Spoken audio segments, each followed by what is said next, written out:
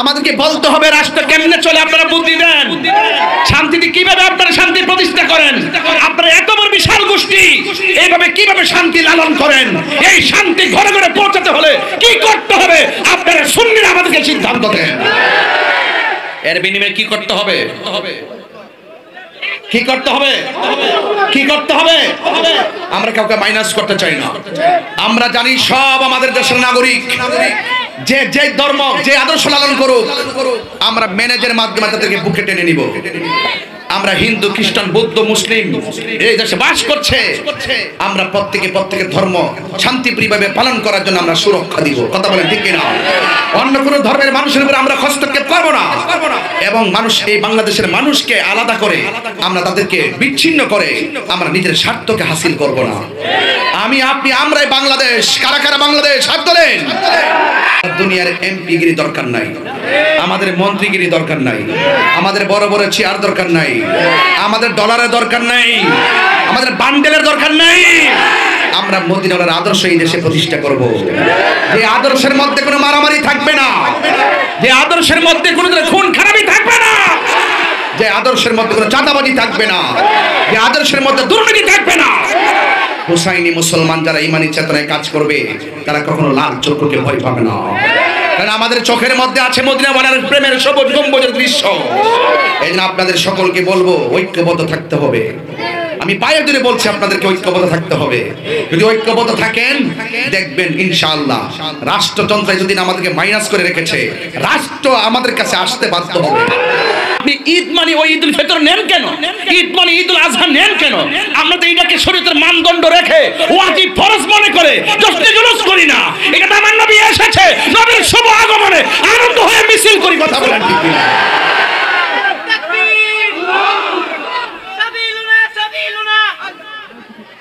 কি কইতেছো? নারী সালাত পাস না কি লাগে? নারী সালাত পাস না?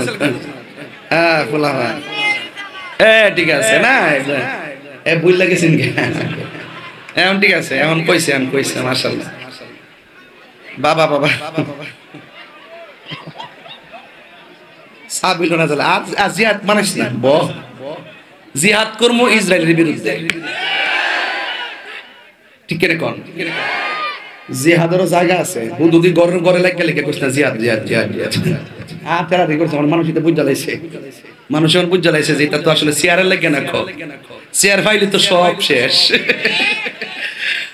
ও সরাসরের মাগো,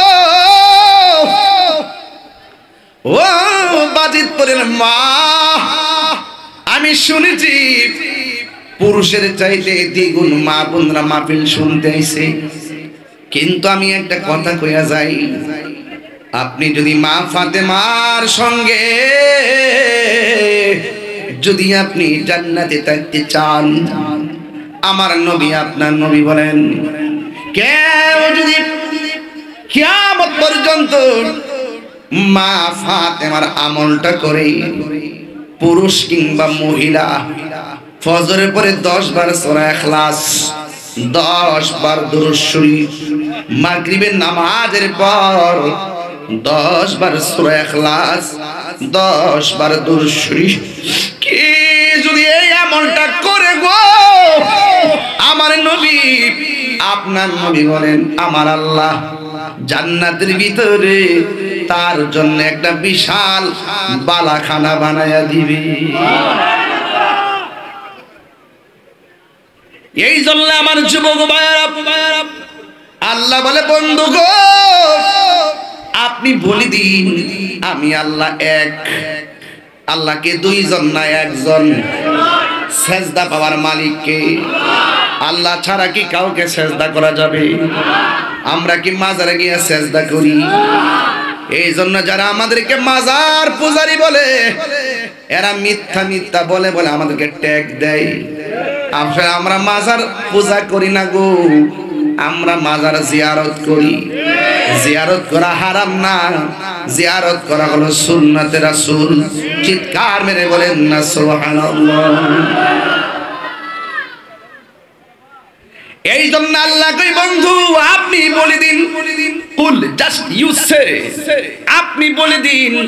দেখছেন নি আল্লাহ যে একজন, আল্লাহ নিজে কয় না, বন্ধুরে দিয়া বলাই। সুবহানাল্লাহ কয় না রে?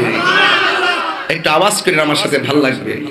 আমার মাহফিলে আওয়াজ লাগে, কারণ আপনি যখন আল্লাহকে ডাক দিবেন সুবহানাল্লাহ বলবেন, এতে আপনার লাভ হবে। আসমান এবং জমিনের ফাঁকা জায়গা সওয়াবে পরিপূর্ণ হয়ে যাবে। সবাই মিলে বলেন না সুবহানাল্লাহ। এই তো সুন্দর, এটাই হলো মাহফিলের সৌন্দর্য। এগুলো জান্নাতের ফল, পুরো মাঠটা জান্নাতের বাগান। আর আপনি যখন সুবহানাল্লাহ আলহামদুলিল্লাহ আল্লাহু আকবার বলবেন, এই তাসবিহগুলো হলো জান্নাতের বাগানের ফল। এই জন্য আল্লাহ বলে ও বন্ধু আপনি বলে দিন কুল হুয়াল্লাহু আহাদ। আল্লাহ কয় বন্ধু আপনি বলে দেন তিনি হলো সেই আল্লাহ যিনি এক, আল্লাহুস সামাদ। আল্লাহ হলো অমুখাপেক্ষী। আমি আপনি মুদিমালের দোকানে যাওয়া লাগে, আল্লাহর যাওয়া লাগে না। আমি কাপড় বানাইতে গেলে টেইলারের কাছে যাওয়া লাগে, আল্লাহর যাওয়া লাগে না। আল্লাহ কাহার কাছে যাইতে হয় না, আল্লাহ অমুখাপেক্ষী। আল্লাহ কাহার মুখাপেক্ষী নয়, দুনিয়ার সব মানুষ মুখাপেক্ষী। যাই যিনি অমুখাপেক্ষী তিনি হলো আমার আল্লাহ। লাম ইয়ালিদ ওয়া লাম ইউলাদ, আল্লাহকে কেউ জন্ম দেয় নাই, আল্লাহ কাহার ঘরে জন্মগ্রহণ করে নাই। ওয়া লাম ইয়াকুল লাহু কুফুয়ান আহাদ, আল্লাহর সমকক্ষ কেউ নাই। এই জন্য সবাই বাজিতপুরের বাবা জবানটা খুলে বলুন সেজদা পাওয়ার মালিক কে? আরো মায়ার সুরে কন্যাকে। প্যান্ডেল অনেক বড়, কিন্তু মানুষ অনেক বেশি। বড় প্যান্ডেল হওয়ার পর মানুষও বেশি হওয়ার পর জায়গা হচ্ছে না। আপনারা এই গরমের মধ্যে বসে আছেন, সবাই শুকরিয়া তান পড়ুন আলহামদুলিল্লাহ। আমার ভাইয়েরা, আপনাদের কাছে আমার অনুরোধ থাকবে, সরারচর এই এলাকাটা এমন একটি এলাকা যেখানে আমি আগেও এসেছি। এই সরারচরের মাটি সুন্নিয়তের ঘাঁটি। সরারচরের মানুষ তারা দেশকে ভালোবাসে। সরারচরের মানুষ, বাজিতপুরের মানুষ সুন্নিয়তকে ভালোবাসে। বাজিতপুরের মানুষ সম্প্রীতিকে ভালোবাসে। বাজিতপুরের মানুষ দাঙ্গা হাঙ্গামা পছন্দ করে না। বাজিতপুরের মানুষ মারামারি কাটাকাটি পছন্দ করে না। বাজিতপুরের মানুষ বোমাবাজি পছন্দ করে না। এই জন্য বাজিতপুরের মানুষ অনেক ভদ্র সভ্য। আজকে আমরা কাজের মাধ্যমে তার প্রমাণ দিব ইনশাআল্লাহ। আমার ভাইয়েরা, আপনাদের খেদমতে আমার আরজ হলো, বলুন আমরা কি ইয়াজিদি না হুসাইনি? ইয়াজিদিরা হয় মুনাফিক, ইয়াজিদিরা হয় কি, আর হুসাইনিরা হয় ইমানদার। হুসাইনিরা হয় ইমানদার। আমরা দীর্ঘ স্বাধীনতার 53 বছর পর আমরা এই বাংলাদেশকে এখন বর্তমানে ক্রাইসিস মুভমেন্টে বোঝাতে সক্ষম হয়েছি এই দেশে একমাত্র শান্তিপ্রিয় দল আহলুস সুন্নাত ওয়াল জামাত। আহলুস সুন্নাত ওয়াল জামাতকে দাবিয়ে রাখা যাবে না। আজকে আহলুস সুন্নাত ওয়াল জামাত কি বিচ্ছিন্ন নাকি ঐক্যবদ্ধ? যারা এই সমাজের মধ্যে যখনই কোনো ধরনের আহলুস সুন্নাত ওয়াল জামাতের আলাদা প্ল্যাটফর্ম করার চেষ্টা করবে, আমরা তাদের পায়ে ধরব। আমরা পায়ে ধরে বলবো আমরা দীর্ঘদিন বিচ্ছিন্ন ছিলাম, থাকার কারণে আমাদের অনেক ক্ষতি হয়ে গেছে, আর আমরা ক্ষতি করতে চাই না। আমরা এখন নিজেরাই সিদ্ধান্ত নিব, আমরা ঐক্যবদ্ধ থাকব। যেদিকে লড়বো একসাথে লড়বো, যেই দিকে যাব একসাথে যাব। যেই দিকে আমরা রাষ্ট্রীয় রাজনৈতিক সিদ্ধান্ত নিব, আমরা ঐক্যবদ্ধভাবে সিদ্ধান্ত নিব। কারণ দিন শেষে কেউ আমাদের আপন না, সবাই যার যার স্বার্থের জন্য এতদিন আমাদেরকে ব্যবহার করেছে। আহলুস সুন্নাত ওয়াল জামাত এখন ব্যবহারের মানুষ না, কথা বলেন ঠিক না?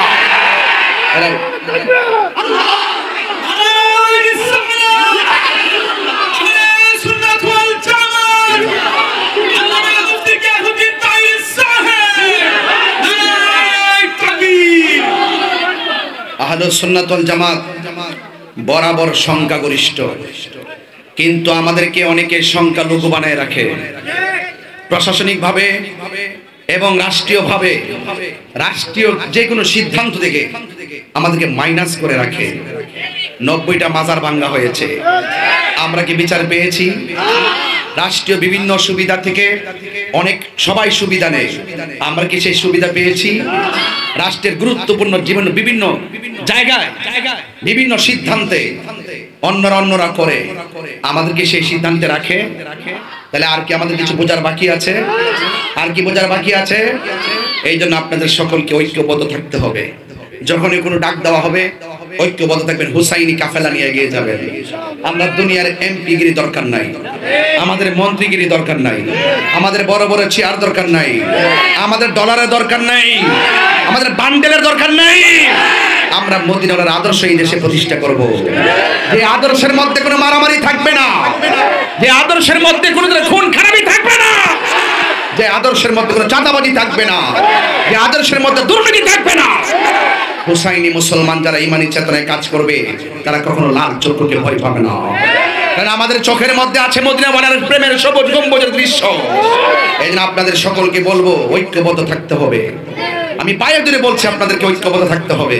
যদি ঐক্যবদ্ধ থাকেন দেখবেন ইনশাআল্লাহ রাষ্ট্রযন্ত্র যদি আমাদেরকে মাইনাস করে রেখেছে, রাষ্ট্র আমাদের কাছে আসতে বাধ্য হবে। আমাদেরকে বলতে হবে রাষ্ট্র কেমনে চলে, আপনারা বুদ্ধি দেন। শান্তিতে কিভাবে আপনারা শান্তি প্রতিষ্ঠা করেন, আপনারা এত বড় বিশাল গোষ্ঠী এইভাবে কিভাবে শান্তি লালন করেন, এই শান্তি ঘরে ঘরে পৌঁছাতে হলে কি করতে হবে আপনারা সুন্নিরা আমাদেরকে সিদ্ধান্ত দেন। এর বিনিময়ে কি করতে হবে? কি করতে হবে? কি করতে হবে? আমরা কাউকে মাইনাস করতে চাই না। আমরা জানি সব আমাদের দেশের নাগরিক, যে যে ধর্ম যে আদর্শ লালন করুক আমরা ম্যানেজের মাধ্যমে তাদেরকে বুকে টেনে নিব।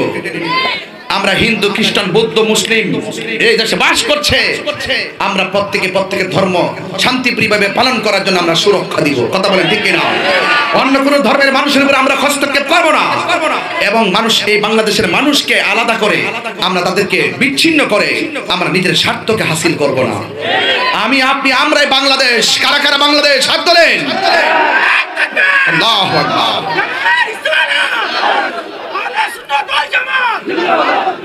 দেশটা কাহারও একা নয়, দেশটা হলো সবার। ইসলাম কি শান্তির ধর্ম নাকি অশান্তির ধর্ম? আসুন দেখি, এখানে লেখা আছে, এখানে লেখা আছে ইমাম হুসাইন রাদিয়াল্লাহু তাআলা আনহু সুন্নি মাদ্রাসা। এই ইমাম হুসাইন রাদিয়াল্লাহু তাআলা আনহুর নামটা দেখে আমি আজকে আলোচনাটা সেদিকে নিয়ে নিব। আল্লাহ যেন আমাদের সকলকে আমল করার তৌফিক দান করে, বলুন আমিন। আপনারা বসতে পারেন, চলে যান, যান দাঁতকে দাঁড়াবেন না, আপনি চেয়ার নিয়ে বসে। এই বাইরে চেয়ার দাও, বাইরে মুখ চেয়ার দাও। কেউ দাঁড়াবেন না পিছনে, প্লিজ কেউ দাঁড়াবেন না, আমার পিছনে কেউ দাঁড়াবেন না। বলুন, হাজার হাজার মানুষ সামনে বসছে, আপনি পিছনে দাঁড়ালেন কেন? আপনি সামনে বসেন।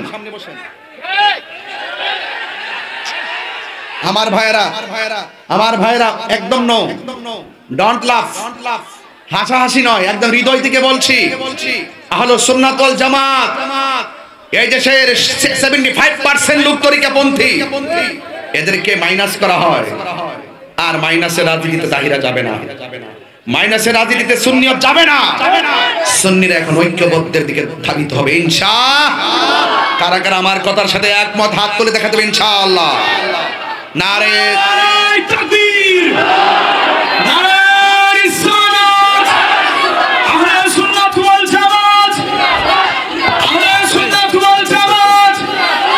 আল্লামা মুফতি কাসুদ্দিন তাহির সাহেব সুনামগাঁও সুন্নি মহাসম্মেলন, নারে তাকবীর। সকল বলেন আলহামদুলিল্লাহ। সবাই খুশি তো ইনশাআল্লাহ? এই গরমের মধ্যে খুশি, এই কষ্টের মধ্যে খুশি।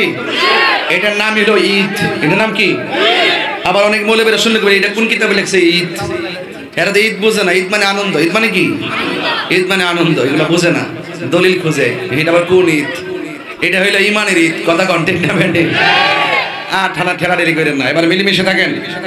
ধন্যবাদ জানাই প্রশাসনকে, যারা অত্যন্ত আন্তরিকতার সাথে স্বেচ্ছাসেবকের দায়িত্ব পালন করছেন, একদম নিবেদিত মন নিয়ে আপনাদের দায়িত্ব তারা পালন করছেন। যে এই প্রশাসন কোরআন সুন্নাহর আলোচনা করার সুব্যবস্থা করে দেয়, এই প্রশাসনগুলো এই দেশের গর্বিত সন্তান। কথা বলেন ঠিক কিনা বলেন? এগুলো আমরা কোট করব, নোট করব ইনশাআল্লাহ। এরাই হলো গর্বিত সন্তান। আলহামদুলিল্লাহ বলেন না কেন? আল্লাহ যেন আমাদের সবাইকে যেন কবুল করে, আমিন কর। সবাই মেহেরবানি করে, বেশি লম্বা করবো না, ঘন্টা খানেকের ভিতরে ওয়াজ ক্লোজ করবো, কিন্তু আদব রাখতে হবে। সবাই দুরূদ শরীফ পড়েন। আল্লাহুম্মা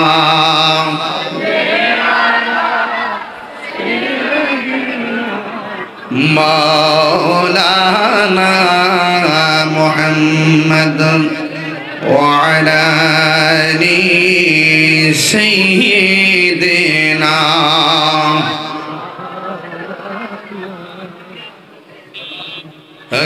লা ইলাহা লা ইলাহা ইল্লাল্লাহ লা ইলাহা লা ইলাহা হাসবি রাব্বি জাল্লাল্লাহ মা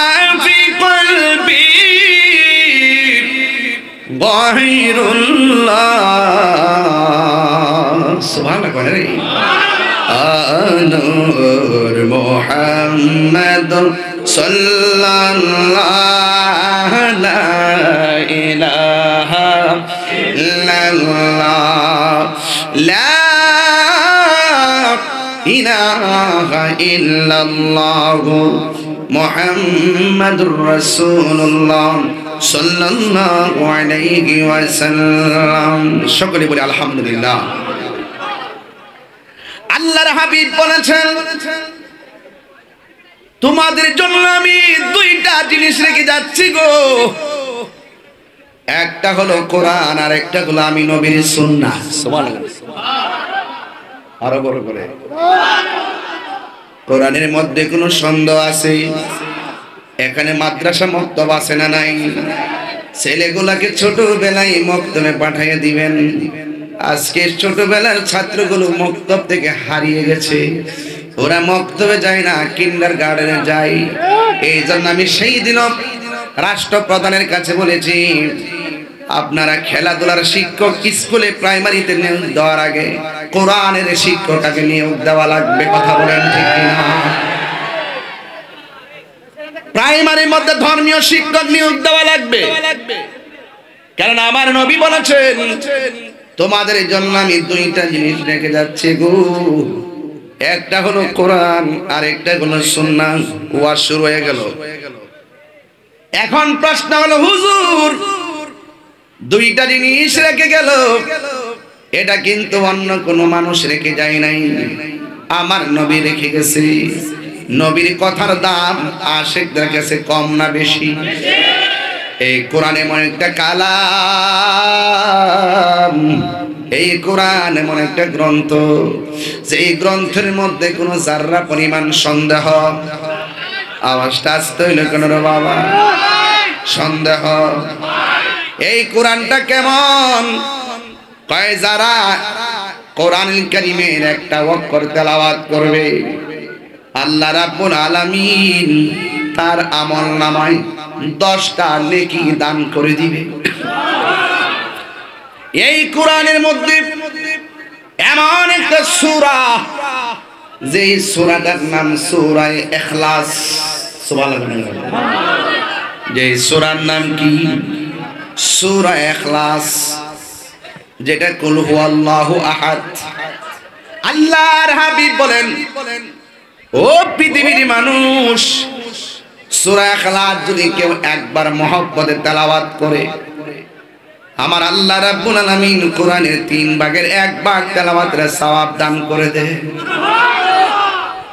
এই কোরআনের কেউ যদি 2 বার সূরা ইখলাসটা তেলাওয়াত করে, আল্লাহ রাব্বুল আলামিন কোরআনের 3 ভাগের 2 ভাগ তেলাওয়াত করার সওয়াব দান করে। এরপর আমার নবী বলেন, এই কোরআনের সূরা ইখলাসের যদি কেউ 3 বার কোরআন তেলাওয়াত করে, কেউ যদি সূরা ইখলাসটা 3 বার তেলাওয়াত করে, আল্লাহ রাব্বুল আলামিন গোটা কালামুল্লাহ তেলাওয়াতের সওয়াব দান করে দেন। মা ফাতেমাতুজ জোহরা পাকে পাঞ্জাতনের সদস্য, আহলে বায়তের সদস্য, তিনি সব সময় ফজরের নামাজের পরে 10 বার সূরা ইখলাস পড়তেন। আল্লাহর হাবিব বলে, ফাতেমা তুমি কেন গো 10 বার সূরা ফাতিহা পড়ো? কোরআনে কি আর কোন সূরা নাই? প্রতিদিন ফজরের পরে 10 বার সূরা ইখলাস পড়ো, মাগরিবের নামাজের পরে 10 বার সূরা ইখলাস পড়ো। এই সূরাটার প্রতি তোমার এত নেশা কেন? মা ফাতেমা বলেন, নবী গো নেশা বুঝি না, এই সূরাটারে বড় ভালোবাসি। আর জোরে বলেন। এবার আমার নবী বলেন, ফাতেমা, ও ফাতেমা, তুমি যে ফজরের নামাজের পরে 10 বার সূরা ইখলাস পড়ো, মাগরিবের নামাজের পরে 10 বার সূরা ইখলাস পড়ো, কিয়ামত পর্যন্ত কেউ যদি এই আমলটা করে, তুমি ফাতেমার আমলটা করি, ও সরার চরা আম্মা, তোমার ঘরেই তো আমাদের জন্ম। ও মা, তোমার কুটির থেকেই তো লক্ষ লক্ষ কোটি কোটি সন্তান। তোমার একটু ভালো করে বলে দিয়ে যাই গো আম্মা, খবরদার মা ফাতেমা রঙে রঙিন হয়ে যান। ও সরাসরের মা গো, ও বাজিতপুরের মা, আমি শুনেছি পুরুষের চাইতে দ্বিগুণ মা বোনরা মাহফিল শুনতে আইছে, কিন্তু আমি একটা কথা কইয়া যাই, আপনি যদি মা ফাতেমার সঙ্গে যদি আপনি জান্নাতে থাকতে চান, আমার নবী আপনার নবী বলেন, কেউ যদি কিয়ামত পর্যন্ত মা ফাতেমার আমলটা করে, পুরুষ কিংবা মহিলা, ফজরের পরে 10 বার সূরা ইখলাস, 10 বার দুরূদ শরীফ, মাগরিবের নামাজের পর 10 বার সূরা ইখলাস, 10 বার দুরূদ শরীফ, কি যদি এই আমলটা করে গো, আমার নবী আপনার নবী বলেন, আমার আল্লাহ জান্নাতের ভিতরে তার জন্য একটা বিশাল বালাখানা বানায়া দিবে। এই জন্য আমার যুবক ভাইরা, আল্লাহ বলে, বন্ধু গো আপনি বলে দিন আমি আল্লাহ এক। আল্লাহকে 2 জন না 1 জন। সেজদা পাওয়ার মালিক কে? আল্লাহ ছাড়া কি কাউকে সেজদা করা যাবে? আমরা কি মাজারে গিয়ে সেজদা করি? এই জন্য যারা আমাদেরকে মাজার পূজারি বলে, এরা মিথ্যা মিথ্যা বলে বলে আমাদেরকে ট্যাগ দেয়। আমরা মাজার পূজা করি না গো, আমরা মাজার জিয়ারত করি। জিয়ারত করা হারাম না, জিয়ারত করা হলো সুন্নাতে রাসূল। চিৎকার মেরে বলেন না সুবহানাল্লাহ। এই জন্য আল্লাহ কই, বন্ধু আপনি বলে দিন, কুল জাস্ট ইউ সে, আপনি বলে দিন। দেখছেন নি আল্লাহ যে একজন, আল্লাহ নিজে কয় না, বন্ধুরে দিয়া বলাই। সুবহানাল্লাহ কয় না রে? একটু আওয়াজ করে আমার সাথে ভালো লাগবে। আমার মাহফিলে আওয়াজ লাগে, কারণ আপনি যখন আল্লাহকে ডাক দিবেন, সুবহানাল্লাহ বলবেন, এতে আপনার লাভ হবে। আসমান এবং জমিনের ফাঁকা জায়গা সওয়াবে পরিপূর্ণ হয়ে যাবে। সবাই মিল্লা বলেন না সুবহানাল্লাহ। এই তো সুন্দর, এটাই হলো মাহফিলের সৌন্দর্য। এগুলো জান্নাতের ফল, পুরো মাঠটা জান্নাতের বাগান। আর আপনি যখন সুবহানাল্লাহ, আলহামদুলিল্লাহ, আল্লাহু আকবার বলবেন, এই তাসবিহগুলো হলো জান্নাতের বাগানের ফল। এই জন্য আল্লাহ বলে, ও বন্ধু আপনি বলে দিন, কুল হুয়াল্লাহু আহাদ।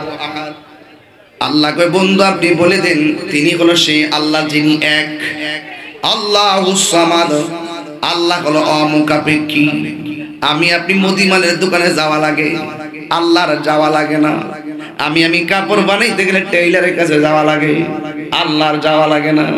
আল্লাহ কাহার কাছে যাইতে হয় না, আল্লাহ অমুখাপেক্ষী। আল্লাহ কাহার মুখাপেক্ষী নয়, দুনিয়ার সব মানুষ মুখাপেক্ষী। যিনি অমুখাপেক্ষী তিনি হলো আমার আল্লাহ।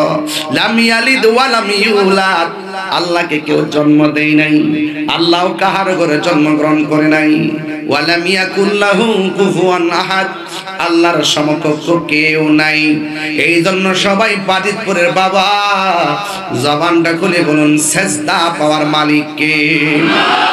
আর মায়ার সুরে কন্যা কে? ওয়া ইলাহুকুম ইলাহু ওয়াহিদুন লা ইলাহা ইল্লাহু আর রহমানুর রহিম।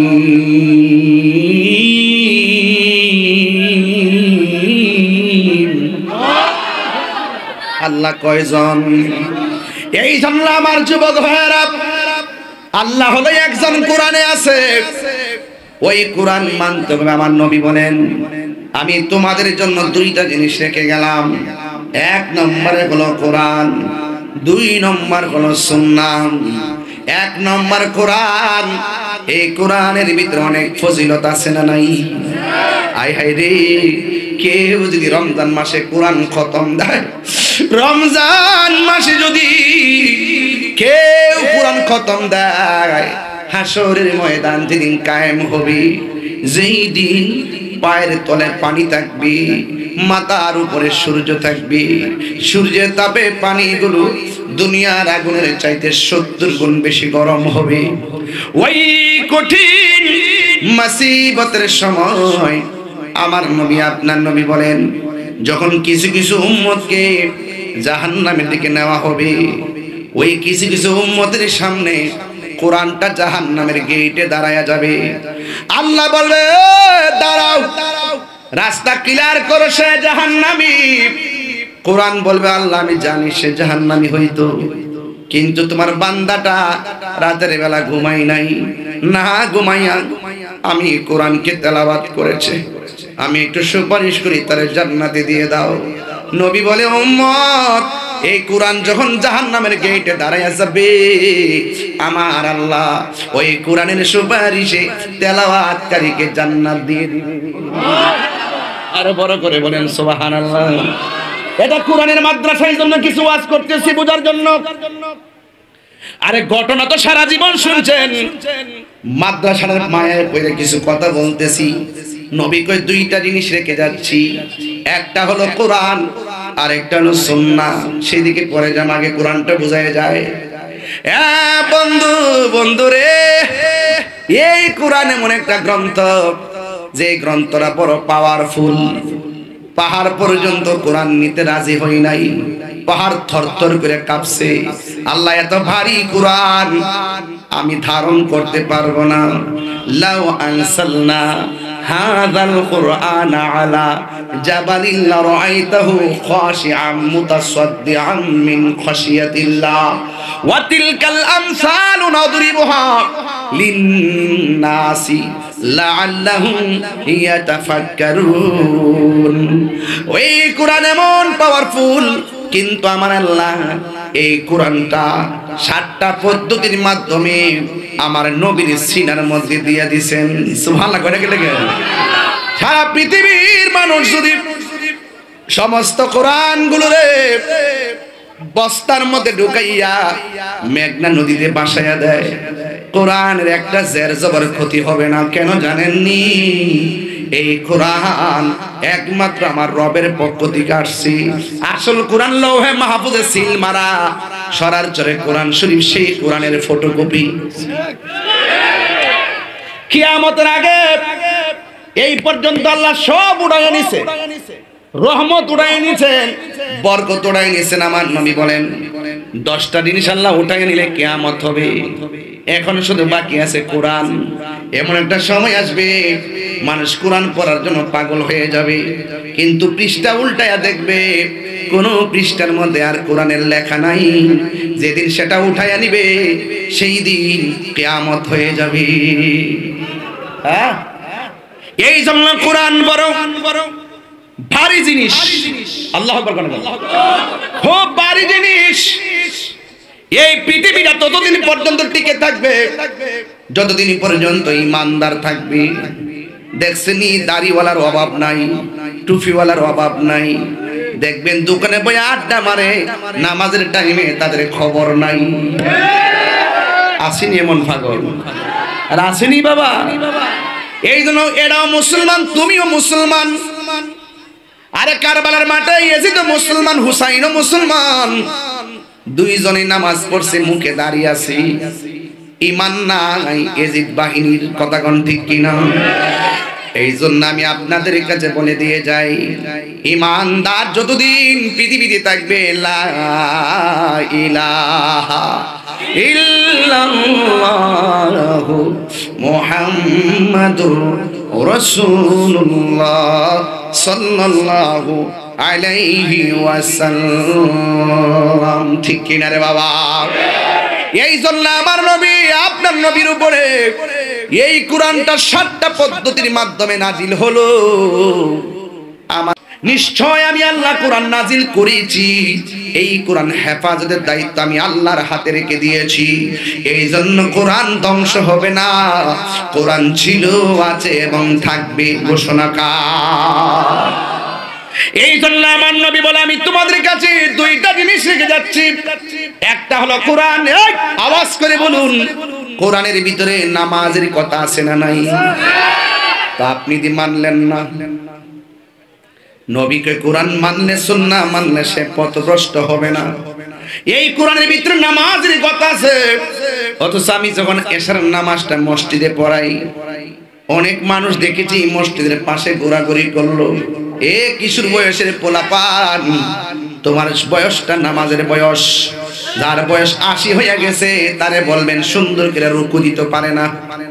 যার বয়স 70 হয়ে গেছে তারে বলবেন সেজদা ঠিক মতো দেন, কোরআনটা ঠিক মতো পড়েন, পড়তে পারে না। এই জন্য আমার নবী, আপনার নবী বলেছেন, যৌবনকালে যার ইবাদত বেশি হবে, ওই বার্ধক্যকালে যদিও কিছু আমল ছুটে যাবে, কিন্তু যৌবনকালের ইবাদতের জন্য আমার আল্লাহ তার মাথার মধ্যে হাশরের ময়দানে আরশ আজিমের ছায়া দিয়ে দিবে। আসলে এই জন্য যৌবন যার, যুদ্ধে যাওয়ার সময় তার। কথা বলেন না কেন? আল্লাহর হাবিব যখন তিনি সংগঠন করেছেন, যুবকদেরকে নিয়ে সংগঠন করেছেন, এই সংগঠনের নাম হলো হিলফুল ফুজুল, মানে শান্তি সংগঠন। এই জন্য নবী বলে, কোরআন যারা ধরবে তারা পথভ্রষ্ট হবে না। এই কোরআনের মধ্যে নামাজের কথা আছে, এরপর আমি নামাজ পড়ি না মানে কোরআন মানতে পারলাম না। রোজার কথা আছে, রোজা রাখি না মানে কোরআন ধরতে পারলাম না। হজের কথা আছে, হজ করি না, কোরআন ধরতে পারলাম না। যাকাতের কথা আছে, যাকাত দেই না, কোরআন মানতে পারলাম না। মা বাবার খেদমতের কথা আছে, মা বাবার খেদমত করি না মানে আমি কোরআন মানতে পারলাম না। পর্দার কথা আছে, আমি পর্দা করি না মানে কোরআন মানতে পারলাম না। সুদের কথা আছে, এরপর আমি সুদ ছাড়তে পারলাম না মানে কোরআন মানতে পারলাম না। ঘুষের কথা আছে, ঘুষ ছাড়তে পারলাম না মানে কোরআন মানতে পারলাম না। জেনা থেকে দূরে থাকার কথা আছে, আমি থাকতে পারলাম না মানে কোরআন মানতে পারলাম না। তাইলে যে ব্যক্তি হালালকে হালাল জানলো না, হারামকে হারাম জানলো না, সে কখনো মুমিন হতে পারে না। এই জন্য আমার নবী বলেছেন, ও উম্মত, তোমাদের মধ্যে যারা 2টা জিনিস ধরবে, একটা হলো কোরআন আর একটা হলো সুন্নাহ। এখন আমি কোরআনের উপরে আছি। কথা কোন ঠিক কিনা? এই কোরআনটা ভালো করে ধরতে হবে, মক্তবে পড়াইতে হবে। আপনি যে মনে করতেছেন আপনার সন্তানকে ইমাম হুসাইন রাদিয়াল্লাহু তাআলা মাদ্রাসায় না পড়াইলে কি হইব? আমার ছেলেরা আমি জেনারেল পড়ামো, প্যান্ট শার্ট পরাই আমি ইঞ্জিনিয়ার বানামো। আরে ওই ইঞ্জিনিয়ার হওয়ার পরেও মরা ইঞ্জিনিয়ার, যার অন্তরের ভিতরে কোরআনের আলো থাকবে না। কথা বলেন ঠিক কিনা? ওই মাওলানা হওয়ার পরেও ভিতরটা অন্ধকার, যদি কোরআন সে আমল না করে। কথা বলেন ঠিক কিনা? এই জন্য যুবক, এই মুহূর্তে যদি আমি দাঁড়া করাই, যদি বলি সূরা হুমাজা পড়ো, তোমার দাঁত ভেঙে যাবে। যদি বলি সূরা নসর পড়ো, তোমার দাঁত ভেঙে যাবে। হয়তো কোনো রকম বাংলা পড়তে পারবা, শুদ্ধ করে পড়তে পারবা না। শুদ্ধ করে না পড়লে গুনাহ হয়। কথা বলেন ঠিক কিনা? এই জন্য আমার হাজার হাজার আশিকিন জাকিরিন মুহিবিন পাগলের দল, এই কোরআন আমাদের সরার চর আছে না নাই? বাজিত পড়ে আছে না নাই? এখন প্রশ্ন হলো, হুজুর কোরআন তো সবাই পড়ে, কেউ কোরআন পড়ে গলার কণ্ঠের নিচে যায় না। না যাওয়ার কারণ আছে। আমার নবী আরেকটা হাদিস বলছে, আমি তোমাদের জন্য দুইটা জিনিস রেখে যাচ্ছি, একটা হলো কোরআন আর একটা হলো আমার আহলে বায়াত। যার ভিতরে আহলে বায়াতের প্রেম থাকবে না গো, জবান দিয়া যত কোরআন পড়ুক না কেন, জবান দিয়া যতই নামাজ পড়ুক না কেন, তার কোরআনের আয়াতের হাকিকত তার কণ্ঠের নিচে নামবে না। এরা লোক দেখানো মুসলমান, হাকিকতে ডলার খাইয়া কালার পাল্টাই।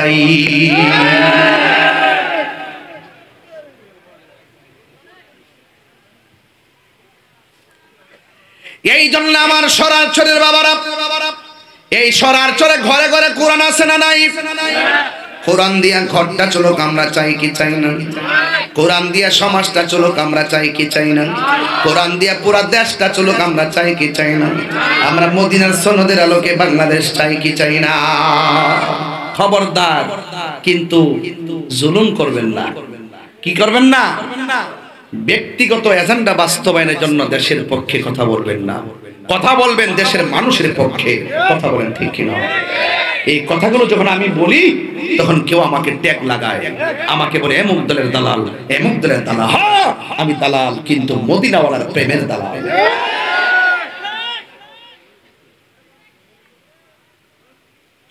গভীর মনোযোগ। এই কোরআনের ভিতরে আমার আল্লাহ চমৎকার ভাবে অনেকগুলা দিক নির্দেশনা দিয়েছেন। আল্লাহ রাব্বুল আলামিন বলতেছেন, মা আতাকুমুর রাসূলু ফাখুযুহু ওয়া মা নাহাকুম আনহু ফান্তাহু। ও পৃথিবীর মানুষ, তোমরা আমি আল্লাহর পক্ষ থেকে আমার বন্ধু যা নিয়ে এসেছেন ভালো তা গ্রহণ করো, যা খারাপ তা থেকে তোমরা দূরে থাকো। আমার নবী বলে, মান আহাব্বা সুন্নতি ফাকাদ আহাব্বানি ওয়া মান আহাব্বানি কানা মাইয়া ফিল জান্নাহ। যেই ব্যক্তি আমার সুন্নতকে ভালোবাসলো সে যেন আমি নবীরে ভালোবাসলো। সুবহানাল্লাহ। কোন গেলে রে? দাড়ি রাখার দরকার আছে না নাই? রাখেন না কি লাগা? রাখলে বুঝি পুরা পুরা লাগবো, লাগলে বুঝি মানুষে তোমার স্মার্ট বলবে না। কেডা কইছে স্মার্ট বলবে না? দাড়ি এমন একটা জিনিস রে, হাতের মধ্যে একটা আংটি আসেনি, কথা বল আসেনি রে বাজান। আমি মারা যাওয়ার পরে আংটিটা কি রাখবে না খুলে ফেলবে? হ্যাঁ, খুব মনোযোগ। হাসির খোরাক দিচ্ছি না। এখানে 4-5টা ছেলে আছে, অ্যালার্ট থাকো, ডোন্ট লাফ।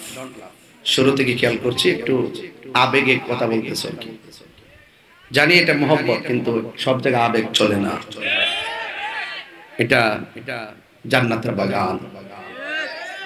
আপনি যদি বেয়াদবি করেন মদিনাওয়ালা বেজার হয়ে যাবে। মদিনাওয়ালা যদি বেজার হয়ে যায় আপনি ধ্বংস হয়ে যাবেন। 4-5 জন খুব অ্যালার্ট, সামনে যারা আছে। আর আমি, আপনারা জানেন আমার চোখের ভাষায় বহুত অনেক শাসন আছে। আমি মুখের মিষ্টি হাসিতে আপনাদের কথা বলি, এই জন্য এই না যে আপনি আমার সামনে বেয়াদবি করবেন। হাসির আড়ালে চোখের ভাষায় একটা শাসন আছে, এই জন্য আমি পাবলিককে কন্ট্রোল করতে পারি ইনশাআল্লাহ। আমি এত মিশুক না যে আপনাকে বেয়াদবি করার প্রশ্রয় দিব। আমি মিশি আদবের সাথে, মহব্বতের সাথে, দিনের মেসেজটা আপনার হৃদয়ে ঢুকিয়ে দেওয়ার জন্য। যদি গ্রহণ করতে পারেন আপনি সাকসেস, যদি গ্রহণ করতে না পারেন দুর্ভাগ্য। অনেকে বলে মিলাদুন নবীর দলিল নাই, আমি বলি আছে। ও কোথায়? এটাতে কই মানি না। কোথায়? ওইটাতে কই মানি না। কোথায়? ওইটাতে কই মানি না। আমি বলছি দলিল আছে, সে কোন নাই। আমি বলছি তোর নসিবে নাই। নসিবে না থাকলে আস্তে আস্তে। এই জন্য তোর সামনে গরম ওয়াজ করি না, সমস্যা। শুনেন, আমি কি কথাকে খারাপ বলছি? আমি কি খারাপ বলছি? আমি প্রচলিত ভাষায় আরব বলেন, বাংলাদেশ বলেন, সব জায়গায় দিবসকে ঈদ বলে। দিবসকে কি বলে? এই যে শ্রমিক দিবস, আপনি আরবি আজকে যা বের করবেন, এই শ্রমিক দিবস মানে কি? মানে লেখা আছে ঈদ শব্দ, ঈদ দিয়ে তারপরে শ্রমিক শব্দ উল্লেখ করা হয়। শ্রমিক দিবস, আন্তর্জাতিক এমুক দিবস, তেমুক দিবসের প্রত্যেকটার ওয়ার্ডে আরবি ভাষায় দিবস আসে, দিবস। আপনি ঈদ মানে ওই ঈদুল ফিতর নেন কেন? ঈদ মানে ঈদুল আজহা নেন কেন? আমরা তো এটাকে শরীয়তের মানদণ্ড রেখে ওয়াজিব ফরজ মনে করে জশ্নে জুলুস করি না। এটা তো আমার নবী এসেছে, নবীর শুভ আগমনে আনন্দ হয়ে মিছিল করি। কথা বলেন ঠিক কিনা?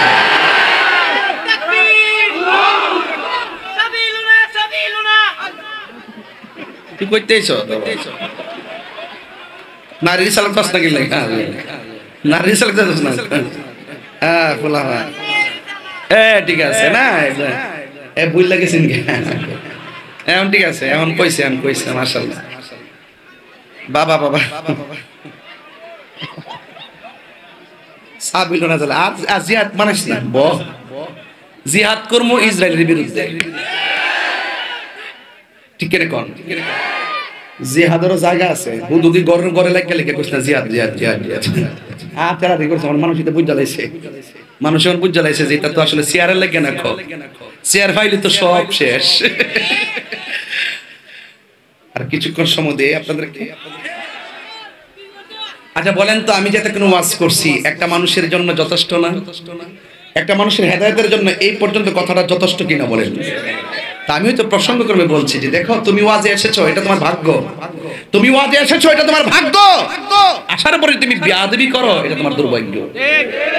আমি এটাই বলতে চেয়েছিলাম, আসাটা তো ভাগ্যের ব্যাপার, নিয়ামত নিয়ে বাড়িতে যাওয়াটা সৌভাগ্যের ব্যাপার। কিন্তু আসার পর আমাদের সাথে দেখবেন না, জুম্মার নামাজের পরে একটা কথা বলবো হুজুর, বলবো আলিম সাহেব, বলবো আমরা দেশের জুম্মার নামাজ যারা পরে দেখবেন, জুম্মার ফরজটা পড়ার পরে সব বাইরে যাবে, গুনাহ লয়া বাইরে, গুনাহ কি লয়া বাইরে। কারণ এরপরে যে সুন্নত, যে বাদাল জুমা যে সুন্নতটা, এটা সুন্নতে মুআক্কাদা। এরপরে 2 রাকাত যে আপনি যে অবশ্যই পড়তে হবে, আপনি না পড়া দেখবেন ওই একটু আগে যায় ঢুকে খুতবা দিয়ে নামাজটা 2 রাকাত পরে বাইরে যায়, এটার নামই নাকি জুম্মা। আরে বাবা, আপনি আগে পরে 2 রাকাত 4 রাকাত, প্রথম কাবলা জুম্মা পরে বাদাল জুম্মা, আপনি এগুলো পড়বেন না, লাইন দিয়ে বাইরে যান গা। অনর্থক সময়টা কষ্ট করে গেছেন ভিতরে জুম্মার মসজিদে, এটা আপনার সৌভাগ্য। কিন্তু সবগুলো নামাজ তারতিবের সাথে আদায় না করে ফরজ পড়ার পরেই আপনি বেরিয়ে গেছেন, আপনি দুর্ভাগ্য। এটা সৌভাগ্য সবাই ধরে রাখতে পারে না। এই যে আমি আমার কথা বলি, আমি যে জায়গায় কথা বলি, যে স্টেজে কথা বলি, আমি তো প্রতি মান্থলি কয়েক কোটি লোকের সামনে কথা বলি, প্রতি মান্থলি কয়েক কোটি লোকের সামনে কথা বলি। আলহামদুলিল্লাহ, 2টা-3টা মাহফিল করি, কত হাজার হাজার মানুষ হয়, কত মানুষ ওয়াজ শুনে, আর অনলাইনের হিসাব নাই। আমি নিয়ামত পেয়েছি। এখন আমি যদি এখানে একটা প্যান্ট শার্ট পরে চলে আসি, আপনারা কি আমাকে গ্রহণ করবেন? আমি পেয়েছি এইভাবে, এই স্টেজটা আমি পেয়েছি এই ড্রেসে। আমি ইচ্ছে করলে আমার কণ্ঠ আছে, আমি কথা বলতে পারি, আমার জোরে কথা বলতে পারি, বাট আমি যদি পাওয়ার পরে এখানে এসে যদি আমি মুখে যা মন চায় তাই বলি, যেটা কোরআন সুন্নাহর সঙ্গে যায় না, মানুষকে আমাকে গ্রহণ করবে? জুতাটা বাইরে আমাকে বের করে দিবে। এজন্য আমি এটা পেয়েছি, আমি শুকরিয়া আদায় করি, আমি এটাকে ধরে রাখার চেষ্টা করি। আপনি মাহফিলে এসেছেন, আপনি জুমার নামাজে ঢুকেছেন, আপনি মুসলমান হয়েছেন, আপনি মুমিন হয়েছেন, কোরআনকে জেনেছেন, হাদিসকে জেনেছেন, ইজমাকে জেনেছেন, কিয়াসকে জেনেছেন, শরীয়তকে জেনেছেন, তরিকতকে জেনেছেন, হাকিকতকে জেনেছেন, মারিফতকে জেনেছেন, তাসাব্বুরকে জেনেছেন, তাসদিককে জেনেছেন, বায়ানকে জেনেছেন, বদিককে জেনেছেন, যত ইলম শুনেছেন সবকিছুকে নিজের জীবনে শুরু শেষ মৃত্যুর আগ পর্যন্ত ধরে রাখার নামই হলো সফলতা। কথা বলেন ঠিক কি?